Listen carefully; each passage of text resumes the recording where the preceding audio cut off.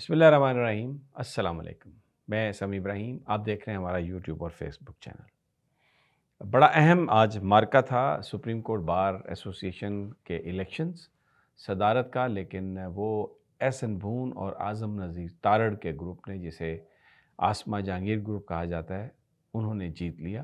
جو حامی ہیں شہزاد شوکت صاحب کے، ان کا یہ کہنا تھا کہ وہ انڈیپینڈنٹ امیدوار ہیں، لیکن آسما جہانگیر گروپ ان کی مدد کر رہا ہے۔ جو شہزاد شوکت صاحب ہیں، اچھی شہرت ہے ان کی بطور وکیل، لیکن پنجاب کے وہ ایڈوکیٹ جنرل بھی رہے ہیں، تو ان کا تعلق شریف خاندان سے اور وہ کوئی ڈھکا چھپا نہیں ہے۔ انہوں نے شکست دی عبدالقدوس کو، جو حامد خان گروپ جو پی ٹی آئی کے تھے، لیکن عبدالقدوس صاحب ان کو شہزاد شوکت صاحب کو نہیں دے سکے شکست۔ بہت سارے فیکٹرز ہیں کیوں ایسا ہوا۔ وکیلوں کی اکثریت تو پی ٹی آئی کے ساتھ ہے، تو پھر کیا ہوا؟ کیا ٹرن آؤٹ کم ہوا؟ یہ جو سارے فیکٹرز ہیں اور اس کا کیا امپیکٹ ہوگا، ڈیفینیٹلی یہ ایک سیٹ بیک ہے بہت ساری قوتوں کے لیے، پی ٹی آئی کے لیے، لیکن میں اس پر آگے جا کے بات کرتا ہوں۔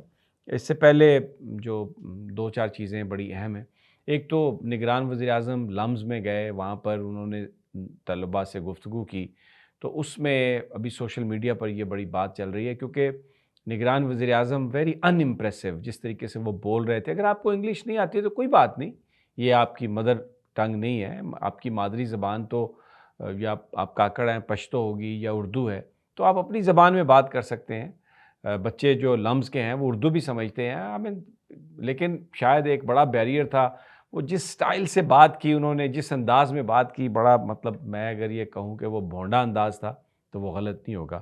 پھر آپ نے ٹائم دیا تو آپ 1 گھنٹہ وہاں پہ 50 منٹ لیٹ پہنچے، تو ظاہر ہے اسٹوڈنٹس یہ کہیں گے کہ آپ کیا لینے آئے یہاں پہ، آپ نے ہمیں بٹھا دیا، اسٹوڈنٹس آئے انتظار کر رہے ہیں، کوئی ٹائم کی کوئی اہمیت ہی نہیں ہے وزیر اعظم صاحب کو۔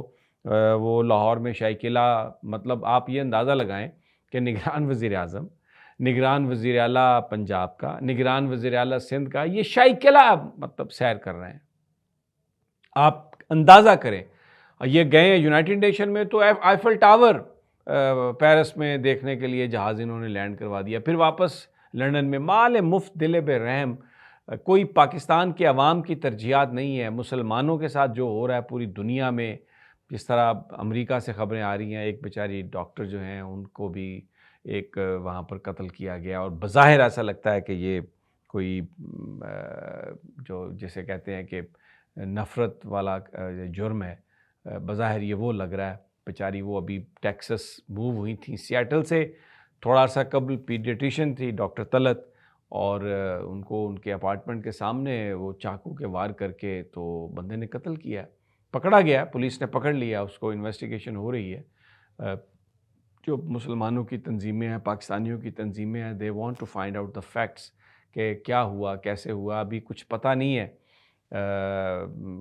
کہ کیا ہے۔ پولیس نے ابھی کوئی جو اس قتل کے پیچھے کیا مقصد تھا، بظاہر تو یہ کوئی چوری ڈکیتی کی واردات نہیں لگتی، کیا کوئی پرانی دشمنی تھی، اس کا بھی کوئی شواہد نہیں ملا کہ ان کا آپس میں کچھ رہا ہو۔ 24 سال کا وہ نوجوان تھا، اور جو ڈاکٹر صاحب ہیں ان کا ایک 23 سالہ بیٹا اور ایک 14 سالہ بیٹی۔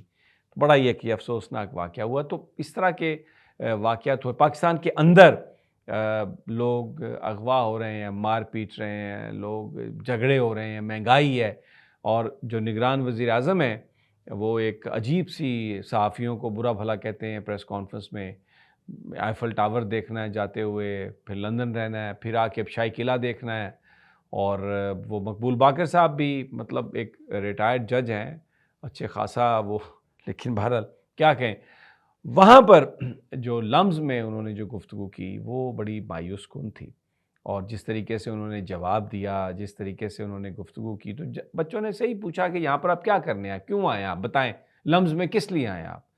تو لیکن اس پہ سوشل میڈیا پر بہت سارے جو لوگ ہیں وہ اس کو برا بھلا کہہ رہے ہیں نہیں جی یہ لمز میں ایسا بچوں نے بڑا برا کیا، ان کو یہ نہیں کرنا چاہیے۔ خیر میں زیادہ تفصیل نہیں جاتا، بٹ دیٹ شو جو تھا ان کا نگران وزیر اعظم صاحب کا، وہ ایک فلاپ شو تھا، بالکل ان امپریسو، کچھ بیان نہیں کر سکے۔ اور آج کیا بیان دے رہے ہیں کہ وہ لوگ جو پی ٹی آئی کو چھوڑ کر آئیں گے وہ الیکشن لڑ سکتے ہیں، اور لیول پلینگ فیلڈ ہم دے رہے ہیں۔ کیا لیول پلینگ فیلڈ آپ دے رہے ہیں کسی کو؟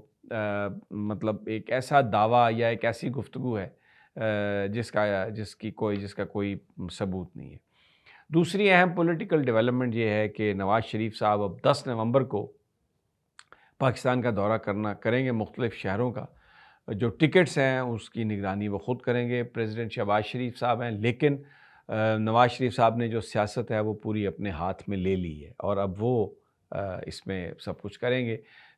بڑا یہ اہم ہوگا دیکھنا ان کا کہ ان کے دورے کس طرح سے وہ کرتے ہیں، کیا اس کا رسپانس ہوتا ہے۔ حکومت تو پوری ان کے ساتھ ہے، یہ جو سارا کیئر ٹیکر سیٹ اپ ہے، یہ نام کا کیئر ٹیکر سیٹ اپ ہے یا نگران ہے، در حقیقت یہ تسلسل ہے، مسلم لیگ نون کا تسلسل ہے، اور پوری سپورٹ کریں گے۔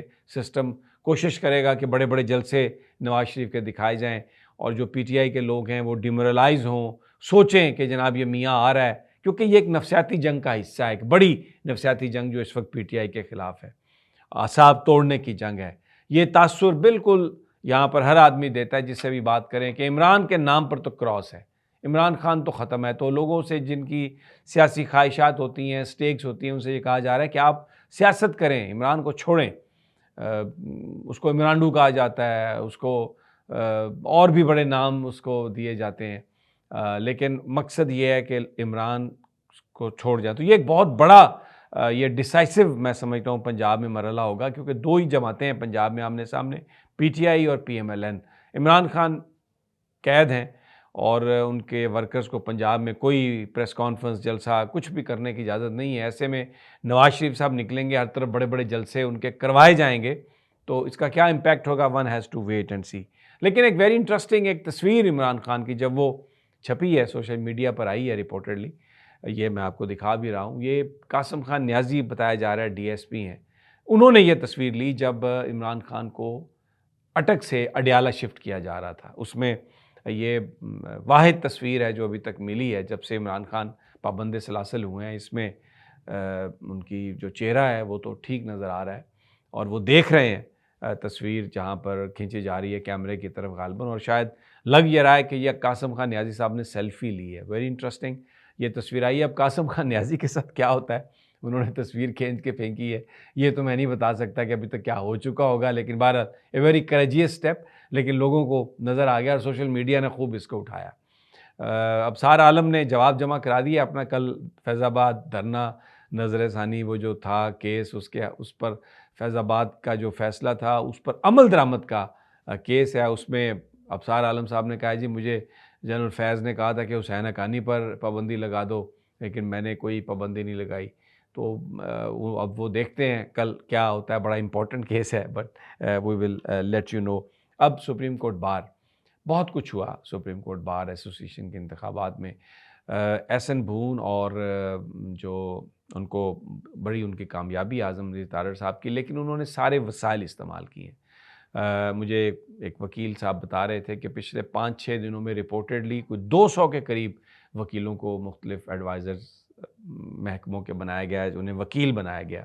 اس کے علاوہ پیسے کا استعمال بھی ہوا ہے، انفلوئنس بھی ہوا ہے، کیمپیننگ بھی ہوئی ہے، اور عبدالقدوس صاحب کو شکست دی گئی ہے۔ بہرحال یہ ایک جو حامد خان صاحب کا جو گروپ ہے، پروفیشنل گروپ، اس کے لیے ایک بڑا سیٹ بیک ہے۔ یہ پی ٹی آئی کا اس سے تعلق ہے، تو بڑی یہ امپورٹنٹ یہ سیٹ تھی آنے والے، کیونکہ جو وقت ہے اس میں اب جو قاضی فائز عیسیٰ صاحب ہیں ان کا ٹلٹ بھی نواز شریف کی طرف ہے، سپریم کورٹ بار کا جو صدر ہے وہ بھی نواز شریف صاحب کی طرف ہے، پاکستان بار کونسل جو ہے وہ بھی نواز شریف اور قاضی فائز عیسیٰ، تو اس لیے بڑے پاورفل ہوں گے قاضی فائز عیسیٰ صاحب۔ اب وکیلوں کی جو بڑی، سب سے بڑی اور مطلب پریسٹیجیس جو تنظیم ہے سپریم کورٹ بار، وہ ان کے جو صدر ہیں ابھی تک اسی کے نتائج آئے ہیں، مجھے نہیں پتا باقی جو سیٹس ہیں وہ کس کے پاس گئی ہیں، لیکن یہ ایک بڑی کامیابی ہے ایس این بھون اور اعظم نذیر تارڑ کے لیے، مسلم لیگ نون کے لیے، نواز شریف کے لیے۔